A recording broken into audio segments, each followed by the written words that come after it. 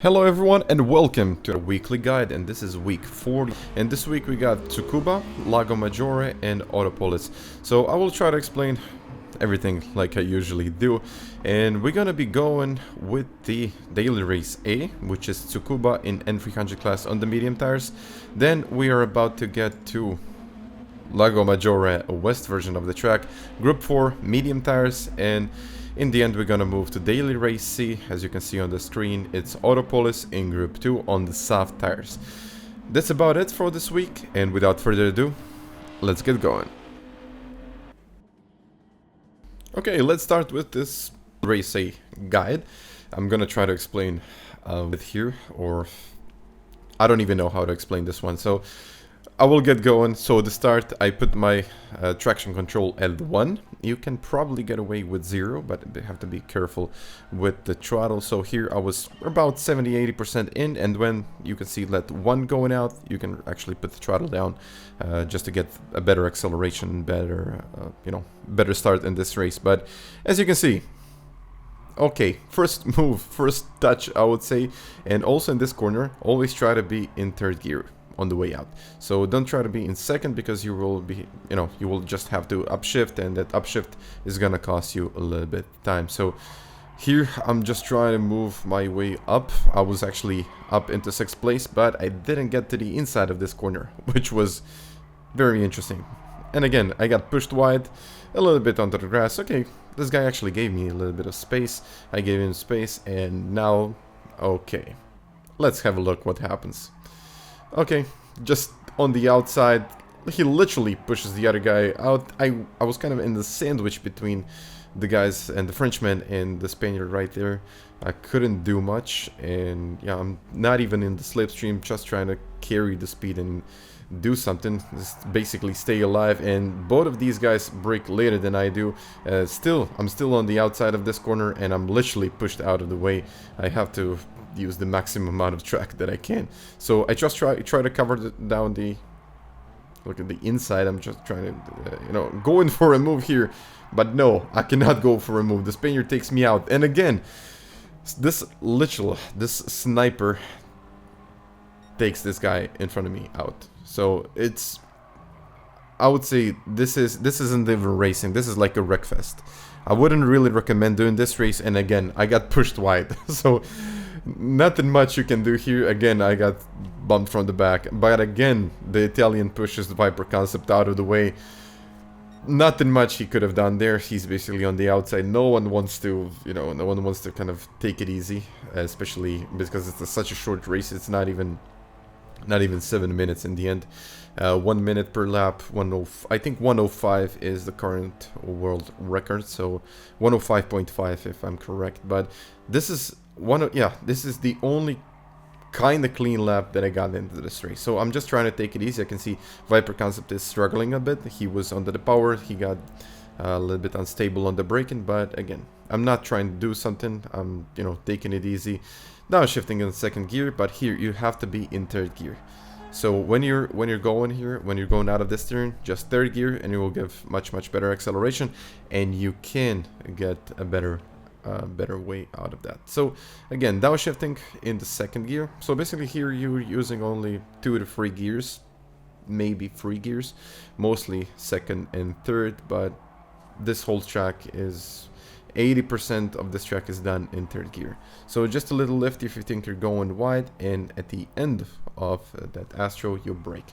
But yeah, just try to cover your line. As you can see, Viper Concept going a little bit wider. I tried to get it to the inside of this inside of this turn, but I couldn't do much right there. So I don't know, but I think Viper Concept is a YouTuber. I'm not quite sure, but I don't know if this is his account or someone else's. But again, he goes wide a little bit. Maybe he's a little bit too impatient on the throttle, but a relatively good exit out of the track. And I have to say, this was my only clean lap in this whole race. So again, you can see the sniper literally takes a shot and almost takes out the Italian. And again, I'm in 3rd gear, trying to take it easy. I think Italian covers down the inside, but I went to the out, which was, don't try to do this. If you're going to the outside, don't do it. Just don't, because you're gonna lose time. Someone is gonna get, someone's gonna get in like half a second, and something like this is gonna happen. So someone is gonna push you from behind, you cannot really do much, so take your line, maybe even stay. If you see the guy in front of you struggling, take it easy, because things like this can happen. So a literal dive bump right there. I was constantly on this, you know, in this race, I was constantly looking in my backview mirrors, constantly. I wasn't even doing much then, rather than really looking at my mirrors. That's, you know, that's basically the only thing that I've done this whole race. So if you can avoid this race, really. If you like your DR, if you like your SR, especially your SR, please avoid this race. And I'm gonna be done with this race. I'm not gonna be talking much about this. And now, yeah, again, Viper concept. I think the Italian pushed him out of the way. You can see how bad racing here is. So I'm just gonna skip to daily race B and won't bother that much. So guys, if you're doing this, just don't. We're gonna skip to daily race B because I don't want to spend a lot of this time on this video for daily race A. So we're gonna go into daily race B, and I have to say it's a pretty fun race. So you can use a couple of cars here. I've just saw in the top 10 you had an RCZ, you had this Megane Group 4, not the Megane Trophy, I have to say, Megane Group 4. It's an FF car, so try to use that, not the Trophy version, because the Trophy version is not that fast on the straight line, and you won't be, I mean, you're gonna be a little bit faster in the corners, but as you can see, there are not a lot of corners on this track, so I would say only 1 or 2 opportunities where you can actually go for a move. Other than that, no, that's about it. So I think RCZ, Scirocco, this Megane, and maybe the Subaru WRX. So here, yeah, the Spaniard was in the Megane Group 4 car, and I was in the WRX. But as you can see, I wasn't really able to you know, just to do something on the straight. So he would, in every acceleration zone, okay, I would get a little bit closer, but after that he would literally get away from me, and I couldn't do much really. So if you do everything perfectly, okay, you might be good enough to stay with the person in front of you, but if everyone's using the RCZ or the Scirocco, I would definitely go with that. So nothing much you can do except maybe get into trouble if you're using a slower car, but I'm gonna talk about that later. So here I had a couple of clean laps, so it's kind of a, I would say it's a kind of a fun race. So I will try to explain what I did in my first lap, and we'll go through this track guide, because with the previous race I wasn't even bothered to do the track guide. So at the end of the fence there, I would really like to use the fence, and don't cut the track like I did. You can cut it, but not that much. So I even picked up a penalty there. And now straight on the brakes. As soon as you straighten the car up, stay on the brakes, second gear, and soon as you can on the way out, third gear. As you can see on the left hand side, when this kind of gets out of your sight, when you get very close to that sign, a little lift, and then again in the higher gear, and you will be good to go. So basically I'm always looking at the turning point. You don't have to do I would say, even if someone is in front of you, you may want to do a little bit of braking, but if there is no one in front of you, or someone is relatively I would say not that close to you, I wouldn't really brake. But here we got the 50-meter sign, which is important. So if you're behind someone in the slipstream, brake a bit later. Sorry, brake a bit earlier, otherwise you can brake a bit later. So 50-meter sign is only a reference. So basically I would say at about 45 to 40, if no one's in front of you, that's the latest you can brake with some of the cars. But if you're behind someone in the slipstream, then you have to be careful. And now, a pretty unusual braking point. So I'm actually looking at the tree before that 50-meter sign. So I think the 50-meter sign is a little bit off, so that's why I use the tree. So you can use something different if you find it okay on this track, but it gives me the result. So here, looking at the end of the curb right there, just a little bit of braking, follow my lines and just follow my braking points, and my braking pressure.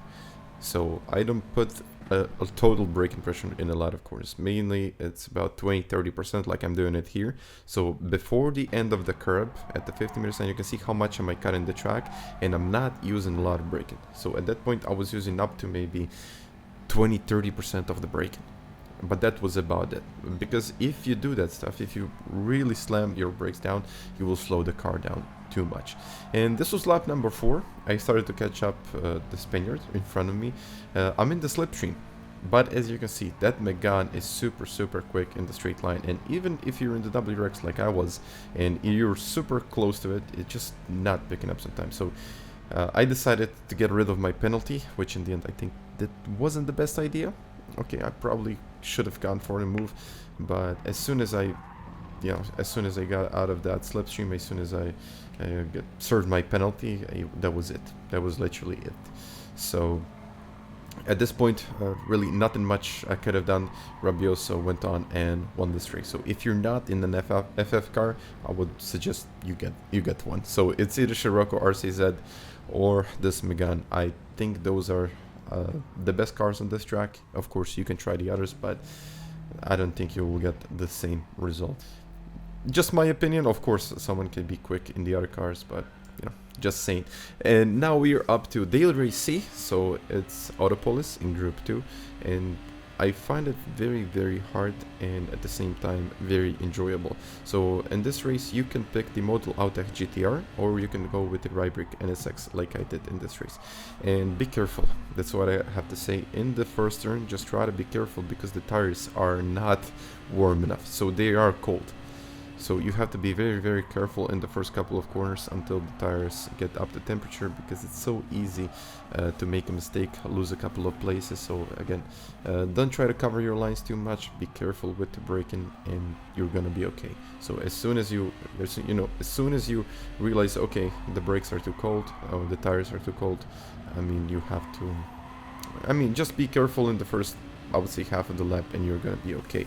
So if you're starting in the front of this, I would seriously start on the soft tires, not even question about it. And if you're kind of in the middle, or if you're trying to get a couple of places, then you can start on the mediums. And I was constantly looking at the back because I knew that went behind me, he was very quick. So I knew that if I make a mistake in this first turn, he would get close and maybe even attack me in that first corner braking zone. So it's very important that you don't allow the player behind you to close the gap in that first turn, in that first lap. But again, I would say it's very hard to follow someone on this track, and especially in Group 2. Group 3 is okay, but when you get into Group 2, it's just almost impossible just to follow the guy who's trying to catch you. So I'm gonna go to a little guide right here. So I'm usually looking at the 100 meter sign, or the orange mark on the left. So as soon as you pass it, just follow the lines here. You actually have these braking points, those braking markers, and just follow them. So they are the best indicator that can happen here. And if you're using the Rybrick NSX, don't be so aggressive on the downshifts. I like to get into the corner in third and then maybe downshift into second. I think that's the safest way, but if you're aggressive, the car is gonna slide. On the left hand side, in between the 50 and that gap, I usually brake, and at this point you can see how much of the braking I'm putting in. So not a lot, but still a little bit, just to rotate the car a bit better. Downshifting in the second gear, I don't think it's kind of an option for most of the people, but it could be just, or you can stay in third. Here, straighten up the car before you brake first gear, and you can actually see how patient I am to get on the power. So up to 50%, hold it right there, and then when you find it, when the car actually straightens up, then you put the throttle down in second gear. So here, again, just try to get as close as you can to the curb, and when you see that little box down there, or when I get relatively close to that, I put the power down. And this will allow me just to get a much better speed onto this little straight. So here, 50 meter sign, but a little bit before the 50 meter sign, and as you turn into this corner, release the brakes. The car will turn in a lot better. So just try to be careful how you turn in, and don't put too much braking pressure, otherwise the car will slide. Same thing here. So you can see maybe up to 30-40%, and that's how you carry the speed, and that's how you make the car not to slide. End of the curb, you turn in. I maybe took it a little bit too aggressively, but it was okay in the end. I will slow down this footage because it's very hard to find the braking spot. Just before this curb, I put the brakes down to about 50% because you don't want to stop it too much. And then again, straighten up the car, trying to straighten up the car, but be careful how you put the throttle down there. it's very, very crucial to straighten up the car before you go, and be careful how you put it. So up to 50%, and that's about okay. So even here, without any braking, and I'm looking at the curb right here, and this is where I'm just, when I get very, very close to it, I put a little bit of braking. So maybe up to 20%, but it has to be done through all around this corner. So basically, if you start doing it, then then 20% must stay on. So, and then when I'm looking at that gap that was previously shown, that's where I usually kind of put the throttle down, and I think this is the best possible mark you can get just for putting the throttle down. And again, I'm just trying to follow the lines and put the power down in third gear. Really helps me to stabilize the car, but you can do it in second if you're using the Moto Auto, which is a lot more stable, and I think a lot more people would prefer the Moto Auto rather than this Ride-Brake NSX, just because of the stability and even the tire wear. I gotta say, as you can see here, I was a lap earlier in the pits than I was with my Moto Auto GTR, just because of the tire wear, and this car is very, very hard to keep in line if you wear out the tires. So just for the precaution, I went into the pits, I put on the first set of mediums, and this is about, I would say, 7 to 8 laps. It's just about enough on the soft tires, and you have to do your mandatory pit stop.